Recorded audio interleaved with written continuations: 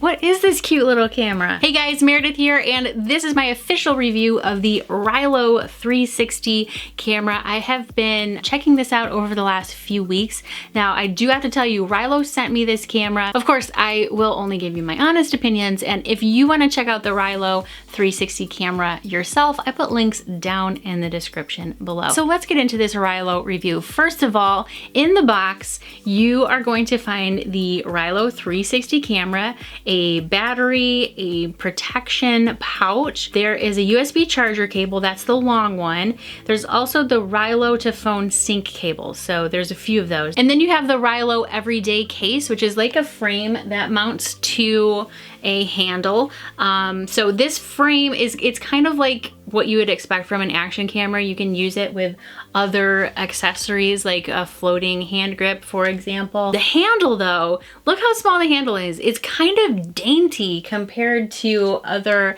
action camera handles. It's so cute. I like it so much. It fits in my purse. The camera is small, the handle is small. The bottom part actually twists off so that you can hook it up to your tripod. You can also get the adventure case, which is like a waterproof case for the Rylo. It's extra. But if you're going to be in and around water, then obviously you're going to want the waterproof case as well. The Rylo also ships with a micro SD card, a 16 gigabyte micro SD card, which good on you for including a memory card with the camera. Genius. Now, in addition to this review, I'm going to publish a full tutorial and an editing tutorial. So if you're a complete beginner to the Rylo camera, those will be helpful for you. I'll link them down below. I'm also gonna compare some footage from the Rylo with some footage from my GoPro and my iPhone, so we can look at things like quality, color, stabilization, and audio as well. So stay tuned for that stuff.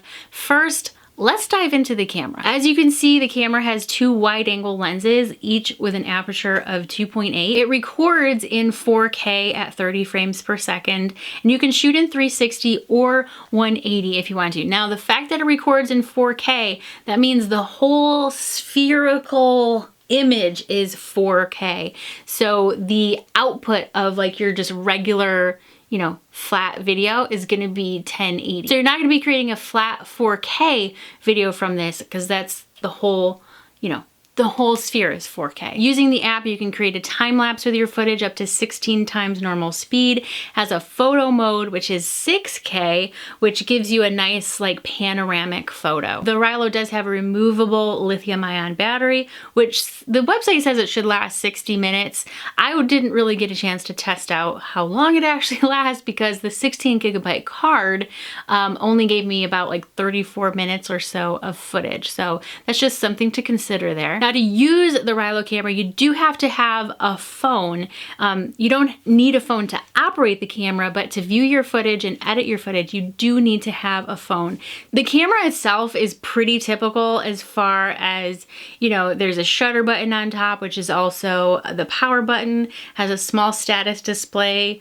There's a mode button on the side of the status display. There's a micro USB port. Nothing super fancy about like anything you can see on the camera itself. What is fancy though is the app, and it's not really fair to just talk about the Rylo camera without also talking about the app, because the app is where all of the Rylo magic happens. Rylo's sort of claim to fame, if you will, is in stabilization. So their goal is to make it easy to capture and share great videos. And that's a really big goal. In 2018, shouldn't that be every consumer camera company's goal? But Rylo really delivers on that promise, because they do so much of the heavy lifting when it comes to shooting and creating videos. And by heavy lifting, I mean you're shooting everything going on around you, up high, down low, left, right, all around.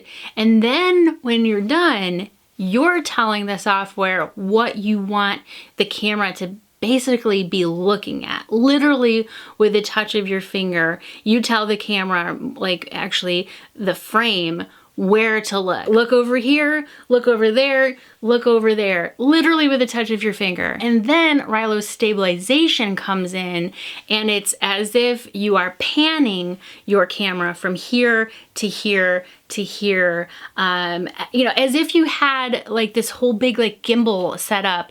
It's so smooth because of their stabilization, but you didn't even have to move the camera. You just used your finger in the app to tell the frame where to look in your video. So the result of that is the video is really smooth, the horizons are level, it's not shaky, it's actually pleasant to watch. And I'll be honest with you, editing footage on a phone, on a mobile device, is not my favorite thing to do.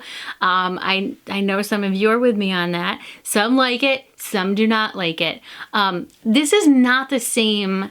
It's not the same workflow at all. Using the Rylo app to edit your Rylo videos is nothing like editing videos on your phone. It's actually kind of fun. You're telling it what to do. Did I mention with just the tap of your finger? Check out how easy this is. You tap the screen to play the video or to pause it. You select a face or an object you want to look at, and the camera will just look right there. It'll just center itself right there. You choose a person or an object that you want to follow, and the frame will follow that object. So you're going through your video clips, you're telling the camera, you're telling the frame where to look as it's rolling with your finger. So I want to compare what comes out of the Rylo to some other footage so I can kind of see where it's at quality-wise and color and all that stuff. So I shot some footage on the Rylo and on my GoPro Hero 5 and on my iPhone. We're gonna take a look at the quality, the color, the stabilization, and the audio. So let's jump into Premiere Pro and check out this footage. Okay, so I have brought my footage into Adobe Premiere Pro. I have 4 different cameras going on right now just for this shot, but I did have to put the Hero 5 in my pocket later on because it's just too hard to do 4 cameras at once. So on the top left, you're going to see the Rylo footage. Below that, you're going to see the iPhone 10 footage. And then on the top right is the Hero 7 Black, and on the bottom right is the Hero 5 Black. So just looking at the image quality of these, I think you can see there are few big differences. That Rylo footage on the top left is it's pretty dark. It's very brown. It's very, it almost looks kind of muddy to me compared to the other greens and things. The iPhone 10 footage below that is, I think, a little more balanced as far as the colors and the brightness and things like that. And then on the right-hand side, those are the 2 GoPros. So like I said, I had to put the Hero 5 Black in my pocket and just stick with 3 cameras. So I have the iPhone 10 over on the far left-hand side. The Rylo footage is in the middle, and the Hero 7 Black is over on the right-hand side. All of these cameras are in 1080 30 frames per second. The Hero 7 Black is in linear mode. The iPhone 10 is just in, whatever automatic settings it has in video. And then the Rylo shoots in 4K, but this is the flattened version. This is like the flattened output of that 4K spherical image. So it exports at 1080 30. Those greens are so muddy and so brown compared to the other cameras. But there's also, if you see here in the trees, there's a lot of pixelation happening. I'm not totally sure where that is happening because it's very, very clear, very high quality on my phone when I'm editing on my phone. But then after you're done editing in the Rylo app, you have to export it to save it onto your phone. So I'm not sure where the quality is being compromised there because I'm exporting in HD.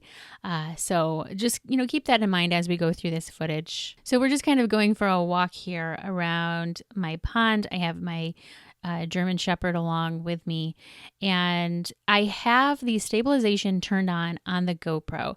The new Hero 7 Black has hyper smooth stabilization, so it's supposed to be like gimbal-like stabilization, but the Rylo is known for stabilization. So comparing the two, I think they both do a really great job. I'm not using a gimbal. I'm just holding the cameras in my hand. I'm walking through the mud. I have like big farm boots on.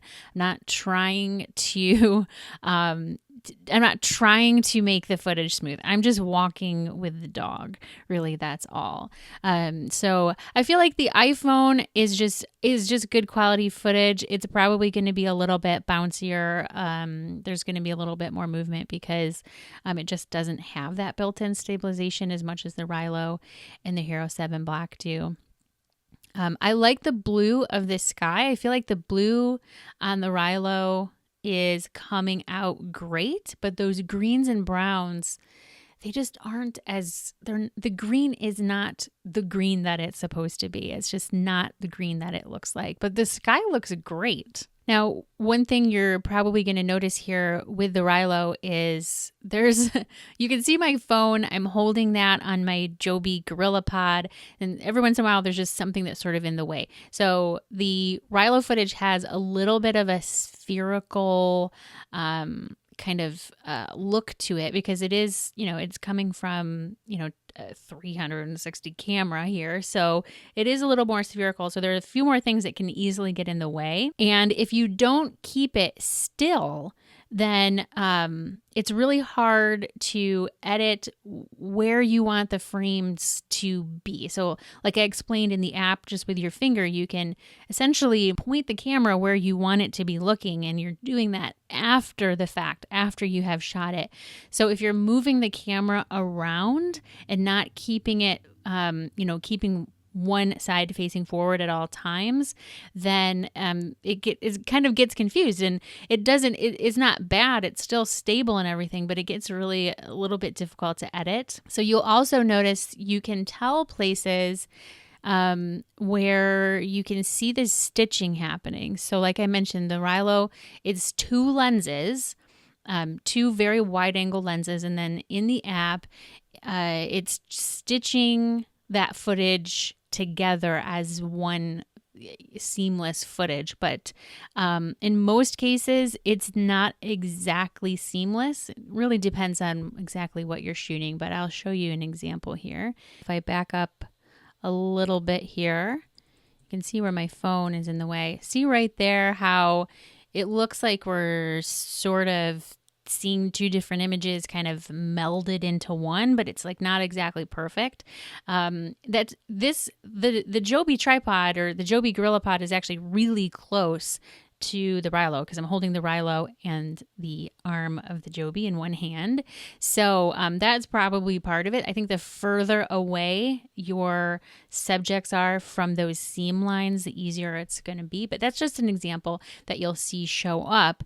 The thing is, you can, when you're editing, you can just make the camera, frame some other part of your image. So unless there's something really important that you really were hoping to capture on the edges of those lenses, you should be fine. It's not that big of a deal because it's still really handy to just be able to reframe everything as your video is moving in the app when you're editing inside of the app. Now, as far as the audio is concerned, I really like the Rylo audio. So let's take a listen to just this little clip with the Rylo.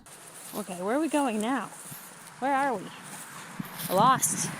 And then compare that to the iPhone. Okay, where are we going now? Where are we? Lost. It's a little bit muffled. It actually feels quite a bit muffled, and there really wasn't anything covering the iPhone microphone or anything like that. Let's listen to the Hero 7. Okay, where are we going now? Where are we? Lost. Okay, where are we going now? Where are we? Lost. So that was the Hero 7 twice, and then here is the Rylo again. Okay, where are we going now? Where are we? Lost. Okay, where are we going now? Where are we? Lost. I feel like the Rylo is doing a much better job of picking up my voice whereas the Hero 7 is trying to pick up my voice and it's picking up much more of that car noise. The car's just, driving down the road. It's quite a ways from where I'm standing. I think it's trying to pick up everything going on around it. And the Rylo does a better job of just kind of focusing on my voice. If I were to review the Rylo based on the quality and the look of the footage alone, I would say it's not that great. You can see here just compared to the iPhone 10, which is designed to, be a grab and go camera with no editing or anything. It's supposed to sort of look good in all situations, and the iPhone 10 does a really good job with that. And then over on the right is the Hero 7 Black, which that's the brand new GoPro. So that's the top of the line brand new GoPro right now. I'm not really comparing apples to apples there, I don't think, because the Rylo has been out for, I think, over a year at this point. So it's possible that the technology they're using just is not up to the same standard as the Hero 7 Black or even as the iPhone 10. So while the image quality may not be the best compared to some of the other options out there, those other options aren't 360 cameras. So there are a lot of other advantages that the Rylo has in the way that you can edit and reframe things after you shoot. Plus, the stabilization is amazing on this thing. So I do think it is a little unfair to compare the Rylo to a brand new GoPro and an iPhone 10 when neither of those things are a 360 camera. So I'm really comparing apples to oranges here. And you have to take into account all of the other advantages of having a 360 camera. Just the way how it's so easy to edit using the phone. The Rylo app is amazing. And it's a really new and intriguing way to shoot videos. And I'm excited to see where Rylo takes this. Thanks, Rylo, for hooking me up with this camera. It's been a lot of fun to check it out. I really like the Rylo. I love how easy it is to edit the footage because the ability to just capture everything around you and then edit it later, you can't beat it. Give me a thumbs up on your way out, and I'll talk to you next time. Bye.